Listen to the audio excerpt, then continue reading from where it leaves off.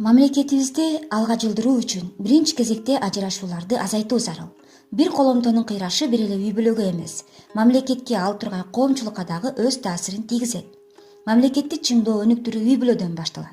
Адам баласынын жашоосундагы эң маанилүү мүдөөсү, арзуусу турмуш куруу, ата эне болуу, жолдош күтүү адаттагыдай эле көрүнүш катары туюлганы менен, алгачкы мезгилде эң назик, эң жоопкерчиликти талап кылат.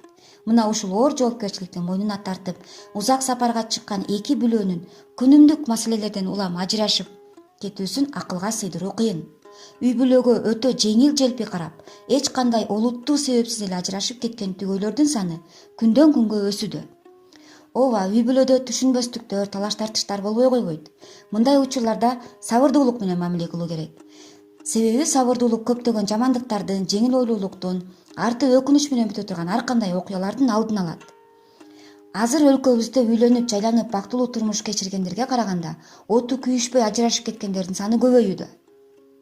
Бул маселе ажырашып кеткен түгөйлөрдүн эле эмес, жалпы коомчулуктун көйгөйү деп ойлойм. Такталган маалыматтарга таянсак, дүйнө жүзү боюнча 13 секундада бирден коломтонун оту өчөт экен. Кыргызстанда 1990-жылы 100 никенин 22си бузулса, жыл өткөн сайын бул көрсөткүч билинбей өсүп келе берген. 1996-1997 жылдары ажырашкандардын саны 25ге жетип, 2001-жылга чейин бул көрсөткүч бир калыпта кармалган. Жогорудагы айтылган бул расмий түрдө гана түгөйлөрдүн санын көрсөттү. Ал эми жолдон белден ала качып, кыргызча никеде туруп, бирок башы ооруганда талак берип кеткендердин саны канча? Мыйзамдуу түрдө үйлөнүп, бирок мыйзамдуу түрдө ажырашпай жөн эле эки жакка басып кеткендердин саны да көп. Республика боюнча 2009-жылы бакыт өргөлөрүнүн босогосун аттап баш кошкондордун саны 47619 болсо, ал эми ажырашкандардын саны 7471 үй бүлөнү түзгөн. Мындан сырткары чет өлкөдө барып турмуш кургандардын санын айта турган маалымат жок. Азыркы кыргыз үй бүлөсүндөгү ажырашкандардын көбүнчөсү жаштардын үй бүлө курууга руханий жактан даярдыгынын жоктугу. Ушул себептен ажырашкандар үйлөнгөндөрдүн 43%-на туура келет. Эгер үй бүлөнү тирүү организмге окшоштурсак, ал кээде ички органдардын илдеттеринен, кээде сырткы микробдон да жабыркашы мүмкүн. Ажырашкан түгөйлөр айрым учурда артык кылам деп тыртык кылып алышууда.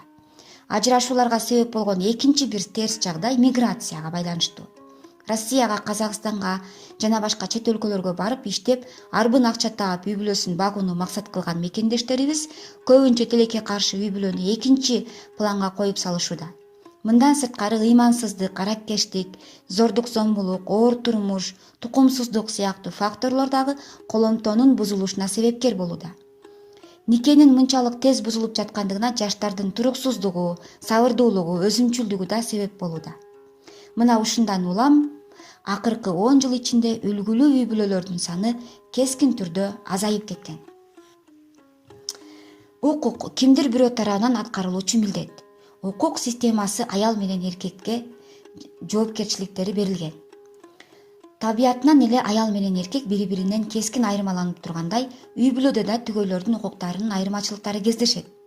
Жубайлардын бирөөсүнүн укугу экинчисине милдет. Үй бүлөдө ар дайым бактылуулук, тынчтык өкүм сүрүп турушу үчүн эркек менен аял өз милдеттерин жакшы билиши зарыл. Бул жерде аял менен эркекке бирдей укук эмес, адилеттүү милдет деп ойлойм. Жубайлар кыйын күндө бири-бирине жөлөк болушу керек. Куштун эки канаты сыңары аял менен эркек бирин-бирин толуктап турат. Башкача айтканда, жубайлардын бири оңду, экинчиси солду карай бет алса, анда үй бүлөнүн келечеги туңгуюкка такалаары талашсыз. Бирок айрым сабатсыз эркектер аялдарды басынтууга, атүгүл кордоого укугум бар деп түшүнүшөт. Бул жапайылык жана жиркеништүү адат эркектин адептүүлүктөн четтетет. Ал эми шарият боюнча эркек аялына аяр мамиле жасашы абзел. Ислам дининде аял кишини эркекке берилген аманат катары каралып, аманатта кыянаттык кылбайт деген хадис менен тастыкталат. Эркек өз милдеттерин жүрөктөн чыккан сезим менен так аткарып, аялынын абалын жакшыртууга умтулат. Анын пенделик кемчиликтерине кең пейилдүүлүк, сабырдуулук менен, кечиримдүүлүк менен карайт. Адатта түгөйлөр туура эмес кадам жасаганы балдарынын тагдырына катуу таасир тийгизет. Баарынан коркунучтуусу ушул. Ажырашуунун мындай кой ата эненин жемеси баланын психологиясына катуу сокку урат. Ушундан улам бала чоңойгондо ар кандай көйгөйлөр келип чыгат. Баланын жашы канчалык кичине болсо, ажырашкан эки тарап эмне себептен ажырашып жаткандыгын ийне жибине чейин түшүндүрүүнүн зарылчылыгы жок. Эң негизгиси балага ажырашууга ал себепкер эмес экендигин түшүндүрүү кажет. Анын мурдагыдай эле мээримге бөлөп турарын, ага болгон мамилеси өзгөрбөй тургандыгын, бирок атасы же апасы андан бөлөк жашаарын айтып койгон оң. Эс тартканда бала баарын түшүнүп алат. Болгону түшүндүрүүгө ылайыктуу сөздөр табуу эненин же атанын жөндөмүнөн көз каранды. Ажырашуу маселелери жөнөкөй маселе эмес. Бул Кудайга жакпаган иш. Адал нерсенен адамдын ачуусун келтирген нерсе ажырашуу деген улуу сөз бар. Эркек аялына талактын маанисине үндөшкөн сөздөрдү айтуудан сактаныш керек. Ошону менен бирге үй бүлөдөгү ар кандай түшүнбөстүктөргө сабырдуу болуп, бактылуу үй бүлө курууга аракет жасашы керек. Анткени коомдун жакшы болушу үй бүлөгө байланыштуу. Дарактын тамыры канчалык терең болсо, жалбырагы дагы ошончолук жашыл, ошончолук кооз болот. Бири бириңерге күйгүлө, бузулбасын үй бүлө.